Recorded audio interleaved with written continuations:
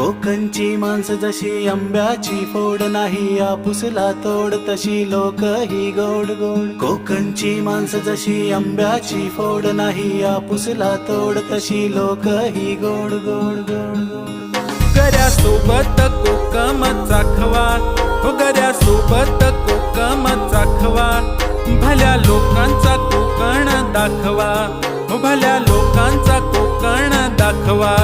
हे डोंगर